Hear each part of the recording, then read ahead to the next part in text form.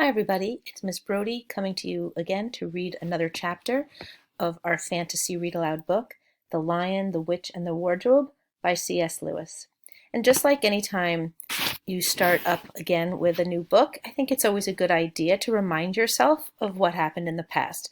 And if any of you didn't listen to chapter 1, you always can go back and listen, but just a little reminder, we have 4 children in this story: Lucy, Edmund, Peter, and Susan, and they have been sent off to live with a man named the Professor, sort of far off in the country outside of London since it's the war. And the children have just gone exploring in the huge house, and Lucy has sort of wandered off on her own into the wardrobe and has found herself in a different land and has come across meeting a strange creature, the fawn. And that's where we left off. So we're going to continue with chapter 2, which is called What Lucy Found There.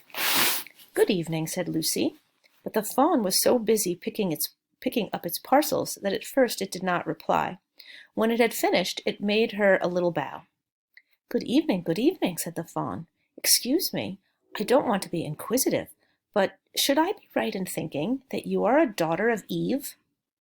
"My name's Lucy," said she, not quite understanding him. "But forgive me, you are what they call a girl?" asked the fawn. "Of course I'm a girl," said Lucy. "You are, in fact, human?" "Of course I'm human," said Lucy, still a little puzzled. To be sure," said the fawn. "How stupid of me! But I've never seen a son of Adam or a daughter of Eve before. I am delighted. That is to say—" and then it stopped, as if it had been going to say something it had not intended, but had remembered in time. Delighted," it went on. "Allow me to introduce myself. My name is Tumnus." "I'm very pleased to meet you, Mr. Tumnus," said Lucy. "And may I ask, O Lucy, daughter of Eve," said Mr. Tumnus, "how you have come into Narnia?" "Narnia? What's that?" said Lucy. "This is the land of Narnia," said the fawn, "where we are now. All that lies between the lamppost and the great castle of Cair Paravel on the eastern sea. And you have come from the wild woods of the west?" I got in through the wardrobe in the spare room," said Lucy. "Ah," said Mr. Tumnus in a rather melancholy voice, "if only I had worked harder at geography when I was a little fawn, I should no doubt know all about those strange countries. It is too late now." "But they aren't countries at all," said Lucy, almost laughing. "It's only just back there. At least, I'm not sure. It is summer there." "Meanwhile," said Mr. Tumnus, "it is winter in Narnia, and has been for ever so long, and we shall both catch cold if we stand here talking in the snow. Daughter of Eve, from the far land of Spare where eternal summer reigns round the bright city of Wardrobe, how would it be if you came and had tea with me?" "Thank you very much, Mr. Tumnus," said Lucy, "but I was wondering whether I ought to be getting back." "It's only just round the corner," said the fawn, "and there'll be a roaring fire, and toast and sardines and cake." "Well, it's very kind of you," said Lucy, "but I shan't be able to stay long." "If you will take my arm, daughter of Eve," said Mr. Tumnus, "I shall be able to hold the umbrella over both of us. That's the way. Now off we go." And so Lucy found herself walking through the wood arm in arm with this strange creature, as if they had known one another all their lives. They had not gone far before they came to a place where the ground became rough, and there were rocks all about, and little hills up and little hills down. At the bottom of one small valley, Mr. Tumnus turned suddenly aside, as if he were going to walk straight into an unusually large rock. But at the last moment Lucy found he was leading her into the entrance of a cave. As soon as they were inside, she found herself blinking in the light of a wood fire. Then Mr. Tumnus stooped and took a flaming piece of wood out of the fire with a neat little pair of tongs and lit a lamp. "Now we shan't be long," he said, and immediately put a kettle on. Lucy thought she had never been in a nicer place. It was a little, dry, clean cave of reddish stone with a carpet on the floor, and 2 little chairs, "one for me and one for a friend," said Mr. Tumnus, "and a table and a dresser, and a mantelpiece over the fire, and above that a picture of an old faun with a gray beard. In one corner there was a door which Lucy thought must lead to Mr. Tumnus's bedroom, and on one wall was a shelf full of books. Lucy looked at these while he was setting out the tea things. They had titles like The Life and Letters of Silenus, or Nymphs and Their Ways, or Men, Monks, and Gamekeepers, A Study in Popular Legend, or Is Man a Myth? Now, daughter of Eve, said the faun, and really it was a wonderful tea.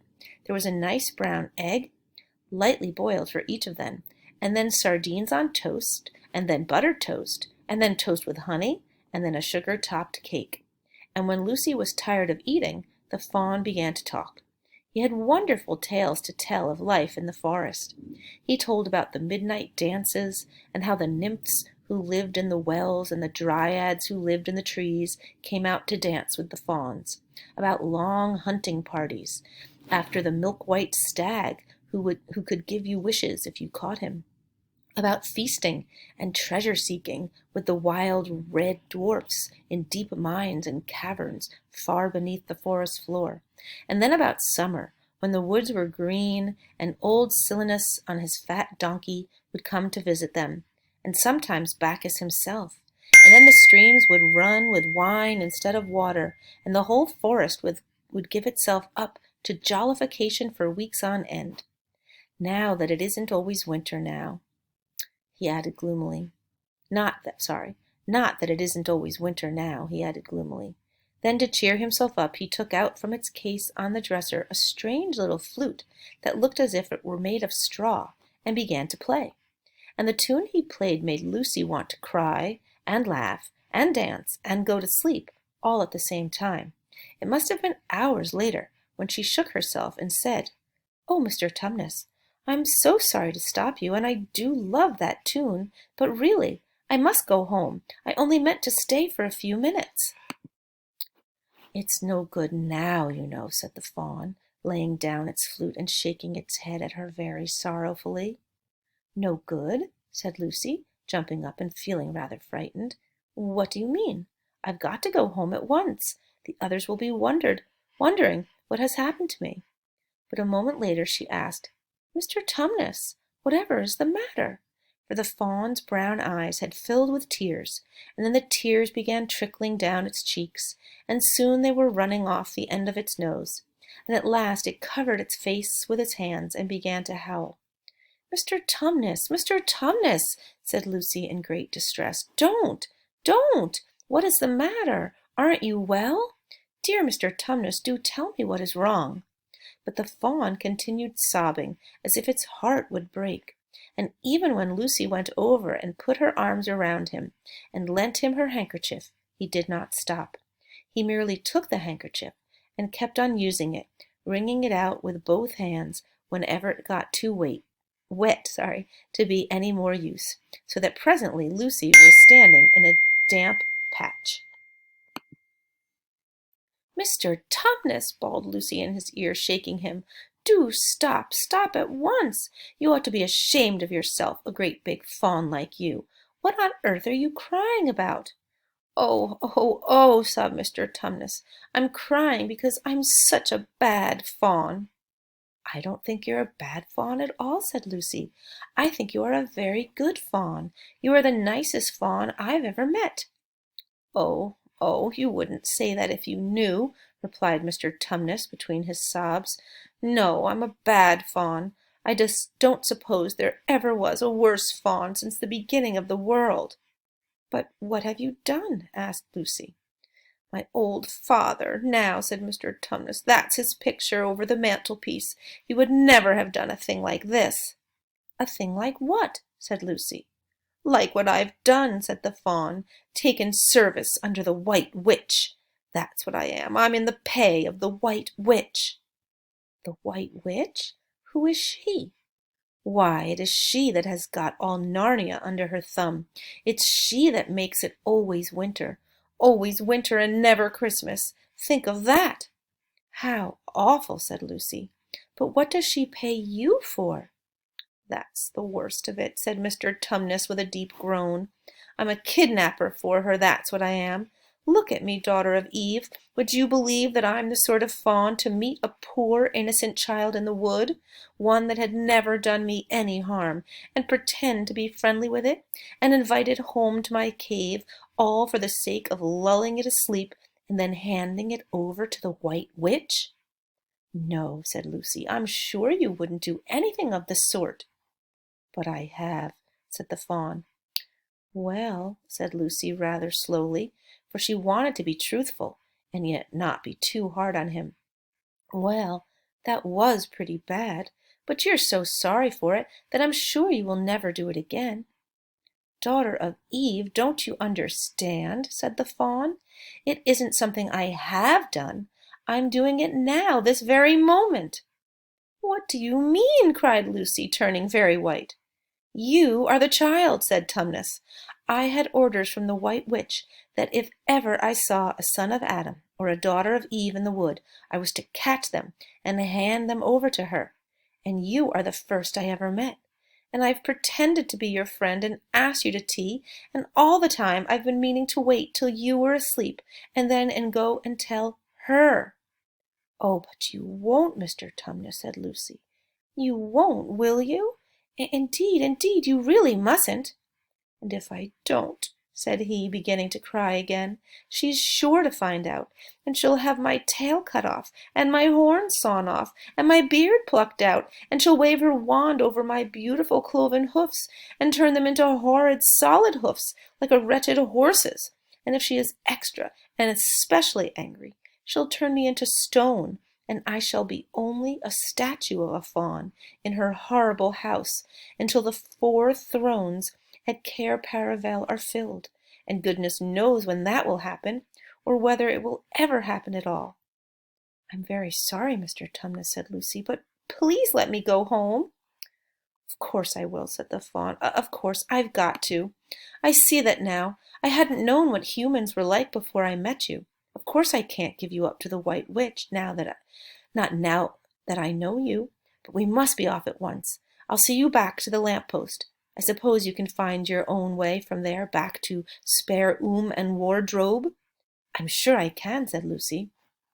"We must go as quietly as we can," said Mr. Tumnus. "The whole wood is full of her spies. Even some of the trees are on her side." They both got up and left the tea things on the table, and Mr. Tumnus once more put up his umbrella and gave Lucy his arm, and they went out into the snow. The journey back was not at all like the journey to the fawn's cave. They stole along as quickly as they could, without speaking a word, and Mr. Tumnus kept to the darkest places. Lucy was relieved when they reached the lamp-post again. "Do you know your way from here, daughter of Eve?" said Tumnus. Lucy looked very hard between the trees, and could just see in the distance a patch of light that looked like daylight. "Yes," she said, "I can see the wardrobe door." "Then be off home as quick as you can," said the fawn, "and can you ever forgive me for what I meant to do?" "Why, of course I can," said Lucy, shaking him heartily by the hand, "and I do hope you won't get into dreadful trouble on my account." "Farewell, daughter of Eve," said he. "Perhaps I may keep the handkerchief?" "Rather," said Lucy, and then ran toward the far-off patch of daylight as quickly as her legs would carry her, and presently, instead of rough branches brushing past her, she felt coats, and instead of crunching snow under her feet, she felt wooden boards, and all at once she found herself jumping out of the wardrobe into the same empty room from which the whole adventure had started. She shut the wardrobe door tightly behind her and looked around, panting for breath. It was still raining, and she could hear the voices of the others in the passage. "I'm here," she shouted. "I'm here. I've come back. I'm all right." And that's the end of chapter 2. So I only have a little bit of time before I'm cut off here, but let's think about some of the things about our character and some of the problems as they've gotten bigger for her. Well, right now she doesn't have any problems, right? She's come back, but we probably have a funny feeling that she's going to end up back in Narnia again. And the fawn gave us little hints at some of the other issues that they'll likely face, right? A little foreshadowing, those hints of what's to come. We've met a new character, and he himself might come into some problems, since he clearly is disobeying the White Witch's orders to have kept the daughter of Eve for her. Anyway, we'll be back again for